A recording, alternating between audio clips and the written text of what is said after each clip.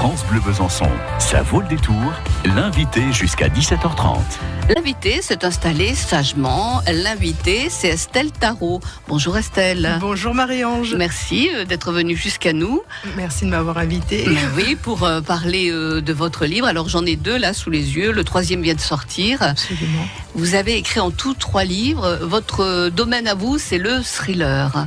Voilà, le thriller, le roman un petit peu noir, donc plus noir que sanglant d'ailleurs, ça se confirme et ça se précise, y compris dans mes projets futurs. Oui, alors vous avez un point commun avec ces 3 livres. Alors je vais commencer par L'orage, il y a eu L'impasse, De la terre dans la bouche, très beau titre, hein, qui est d'ailleurs le titre de ce dernier livre.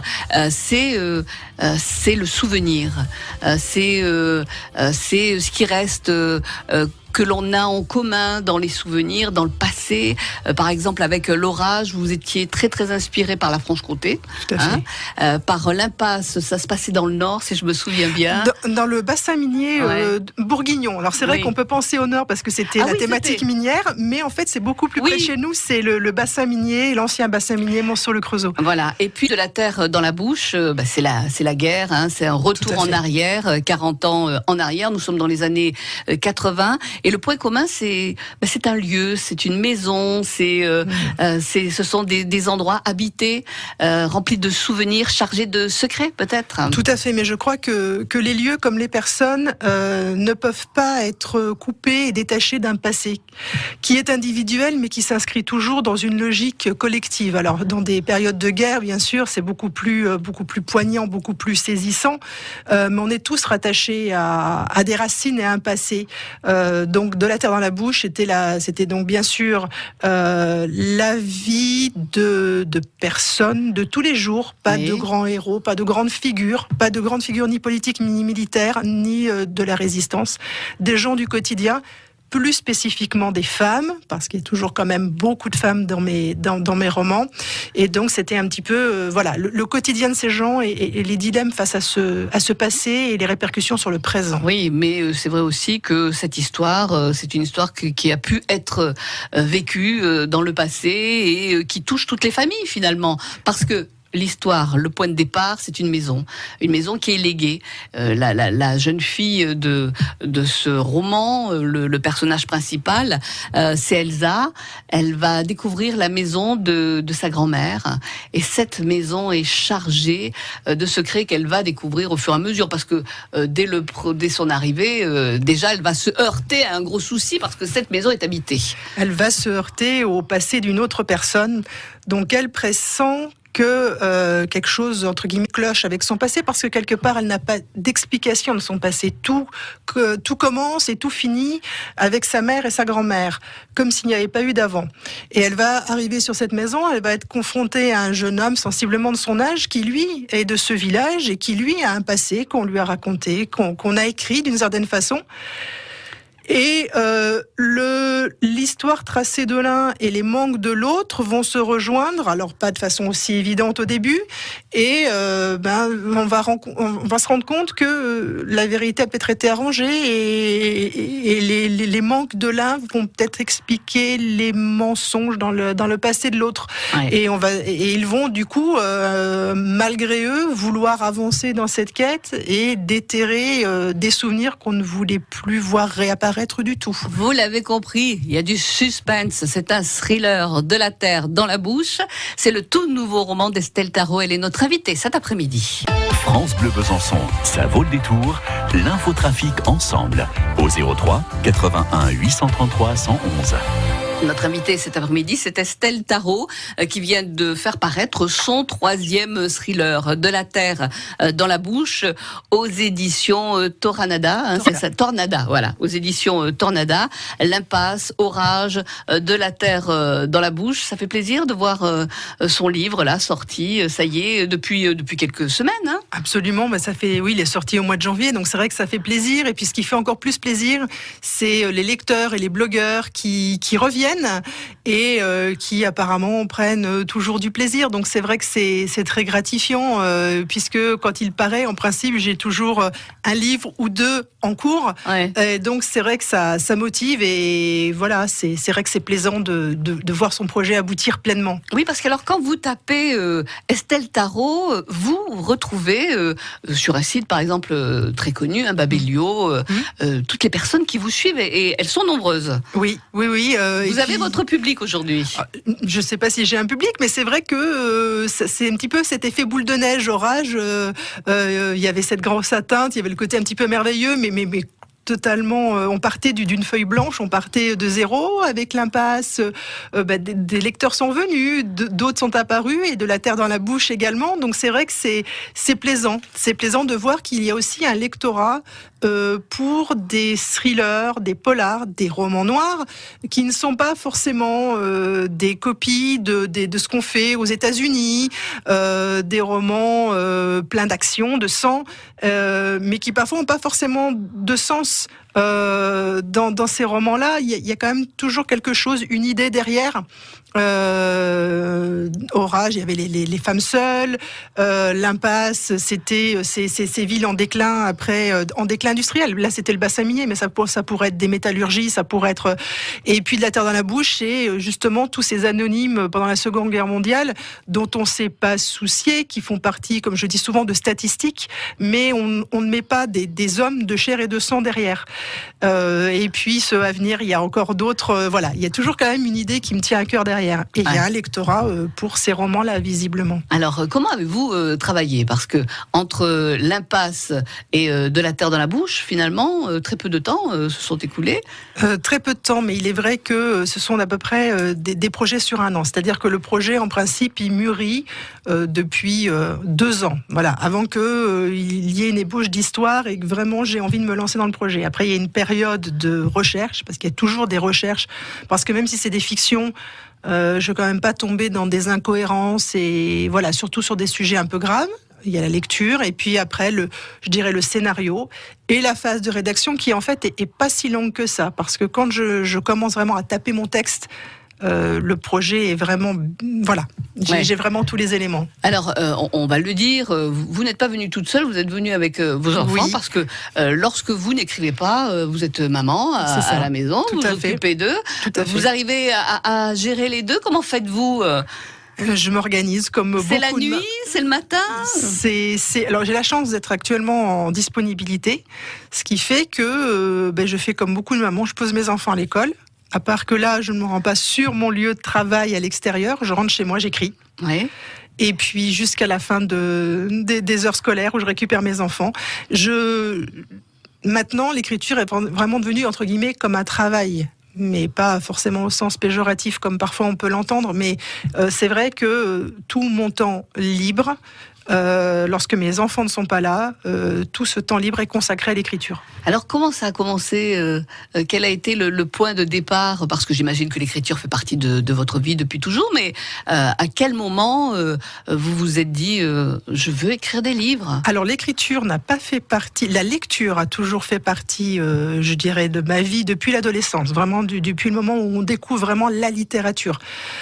L'écriture, c'est un vieux rêve, voilà, mais qui n'a vraiment abouti qu'à 40 ans, c'est-à-dire au moment où j'ai eu du temps, une disponibilité un petit peu forcée, même totalement forcée, que j'ai pas voulu subir. Et ce projet de retraite qui était d'écrire un livre est devenu un projet actuel pour rebondir. Et puis, tout est allé très vite. J'ai fait lire ce livre Orage à des amis qui m'ont dit tant de la publication, j'étais assez lucide sur l'édition, donc je n'y croyais pas trop. Et puis Tornada m'a donné ma chance. Et puis après, c'est un petit peu une drogue, une addiction, l'écriture. Et elle est devenue prépondérante, même prépondérante par rapport à la lecture qui avait été... j'ai plus beaucoup moins le temps de lire. Et donc depuis, j'ai du mal à envisager une journée sans écrire. Alors justement, quels sont les auteurs qui vous ont inspiré ? La littérature américaine, hein, c'est quelque chose qui a fait partie de votre vie. Qui a fait partie de ma vie, mais je suis venue à la littérature noire, au sens global du terme, beaucoup plus tard. Moi j'ai une formation un goût à l'origine classique, mais vraiment littérature classique française. Puis après, qui s'est ouvert sur de la littérature blanche classique étrangère. Et puis un jour, on m'a mis le premier auteur vraiment noir que j'ai lu. Quelqu'un m'a mis dans les mains un Stephen King. Donc quand vous n'avez lu que des classiques 19e, début 20e, etc., ça fait un choc. Et là, je me suis dit, oui, il y a quelque chose d'autre dans cette littérature. Et après, je me suis ouverte. Et puis après, le deuxième coup de cœur a été, qui est de loin, James Ellroy. Où là, alors là, on est dans la littérature noire, mais c'est la littérature noire comme je l'aime. Donc voilà. Et le premier Stephen King, c'était c'était Shining. Ah bah oui, alors forcément. Suivi de très très près par Misery que j'ai lu. C'était pendant les grèves de 95 justement. J'étais étudiante à ce moment-là et c'était les fameuses grèves de 95 où voilà. Donc j'avais découvert Stephen King à ce moment-là. C'est un auteur que vous découvrez. Elle vit en Franche-Comté. Elle s'appelle Estelle Tarot. Théâtre, concerts, spectacles et web. Ça vaut le détour sur France Bleu Besançon. De la terre dans la bouche, c'est le tout nouveau roman d'Estelle Tarot. C'est un roman que vous pouvez découvrir dans toutes les bonnes librairies. Il est paru aux éditions Tornada. Si vous désirez en savoir plus, il y a le site qui explique un peu votre parcours. Tout à fait. Sur le site de Tornada, les auteurs sont présentés, les ouvrages sont présentés. Après, bien sûr, sur les réseaux sociaux, les multiples réseaux sociaux. J'ai aussi des pages, sur l'actualité, etc. Mais c'est vrai que sur le site de l'éditeur, tout est complet puisque il y a des interviews, il compile tout. Il y a les avis aussi sur le livre, Et puis il y a aussi d'autres auteurs qui sont à découvrir et il y a plein d'univers dans cette maison d'édition. On a tous des univers très différents et parfois très particuliers, donc c'est vrai qu'il y a aussi plein de gens à découvrir. Alors vous avez beaucoup voyagé, vous n'êtes pas originaire de la Franche-Comté, mais c'est ici que vous avez posé vos valises avec toute votre petite famille. Votre parcours en 2 mots, vous avez fait des études, Cagnes, Hippocagne, et puis vous avez eu un métier et par la force des choses, vous vous êtes retrouvé à écrire. Et vous consacrez votre temps à l'écriture, à vous occuper de vos enfants, mais également à écrire des livres. Alors, vous en avez beaucoup là de côté, vous en avez en préparation, vous avez des idées, dès qu'il y en a un qui se termine, il y en a déjà un qui se prépare? Tout à fait. Là, il y en a un qui est en correction, un qui est en cours d'écriture et encore un autre qui est très avancé au niveau des idées et des recherches. Donc oui, et puis j'ai encore plein d'idées pour après. Toutes ne verront pas le jour, c'est évident, mais après, quand une idée mûrit, il y en a un qui est en correction, un en écriture et un qui est en préparation. Donc voilà, oui. Alors, lorsque vous avez terminé un livre, la famille participe. Alors, pas les enfants, parce que c'est un petit peu difficile pour eux, mais par exemple, votre mari, est-ce que vous lui demandez son avis? Est-ce qu'il a le droit de dire quelque chose? Ah, mais absolument, il a le droit, mais lui n'est pas un grand lecteur. Non, il n'est pas un grand lecteur et je ne sais pas s'il serait très objectif. Donc lui attend en principe de lire les livres quand ils sont édités. Ouais. Donc voilà, c'est un peu le challenge qu'on s'est mis. Je pense que pour me booster, mais il me soutient énormément. C'est mon premier supporter et il s'occupe aussi de souvent faire les teasers du livre, etc. Donc il est très actif dans ce processus de création, parce que un livre, c'est pas uniquement un texte écrit. Il y a toute une équipe pour faire un livre quand il est édité, que ce soit les couvertures, que ce soit les corrections, que ce soit tout ce qui est teaser, etc. Il y a énormément de monde et donc mon mari est très actif à ce niveau-là. C'est votre attaché de presse, si je mais pratiquement. Ah bah oui, s'il nous écoute, il fait du beau travail. Je l'appelle mon agent littéraire. Exactement. Parce qu'on n'en est pas loin. Mais après, il y a aussi, bien sûr, Joël, Patricia, Sonia, donc l'équipe de Tornada. Alors eux sont vraiment sur tout ce qu'on attend d'un travail d'un éditeur et ils le font, sincèrement. Ils le font très bien. Donc en principe, quand mon livre est fini, maintenant, les premières personnes qui l'ont, ce sont c'est l'équipe de Tornada. Ouais. Ça, c'est eux. Maintenant, on le livre en premier. Après, j'ai quelques personnes à qui je demande un avis, des amis proches qui me disent sincèrement s'ils aiment ou pas. Et puis après, stop.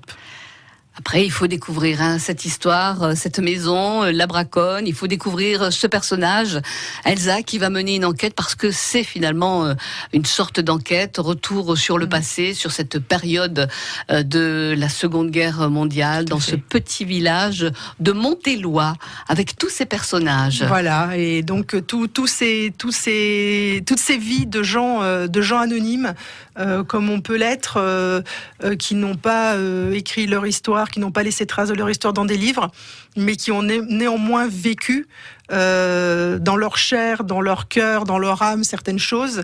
Et puis dans ce livre, ce que j'ai voulu aussi mettre, et j'avais peur que les gens se méprennent, mais ils ne l'ont pas fait, ils ont bien compris, parce qu'il n'y a pas de jugement dans ce livre. Il y a juste, je dirais, des questions de poser, vraiment se dire attention, nous on a des jugements sur certaines réactions, certaines attitudes, parce qu'on connaît la fin de l'histoire, et puis on est dans notre 21e siècle.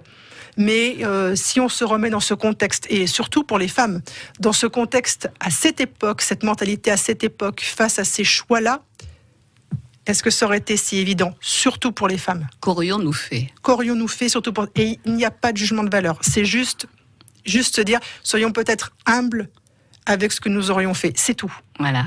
Il faut découvrir De la terre dans la bouche. C'est le tout nouveau roman d'Estelle Tarot. Nos invités ont pour coutume de nous proposer leur choix musical, et alors on va être très rock'n'roll. Hein. Ah, mais on va partir avec Jimi Hendrix et Joe. Et pourquoi ce choix-là? Pourquoi? Pour la musique déchirée d'Hendrix, pour sa voix douloureuse et pour ce texte très ambigu. Surtout chanté par Hendrix, où les paroles prennent tout à fait une autre profondeur sur cet homme qui a basculé. Et d'autres, on ne sait pas trop si c'est pas le chanteur, entre guillemets, de façon allégorique, mais le chanteur lui-même, ou s'il y a vraiment un dialogue avec une tierce personne. Il y a toute une ambiguïté que j'adore, tout un univers extrêmement ambigu et déchiré. Et voilà, donc Hey Joe de Jimi Hendrix. Hey Joe de Jimi Hendrix, c'est donc votre choix musical. Merci beaucoup Estelle Tarot. Merci Marie-Ange. Vous allez pouvoir récupérer vos enfants qui ont été très très sages. Oui, je les félicite. On les félicite. Adorables. Voilà. À bientôt Estelle. Merci Marie-Ange, à bientôt. Au revoir.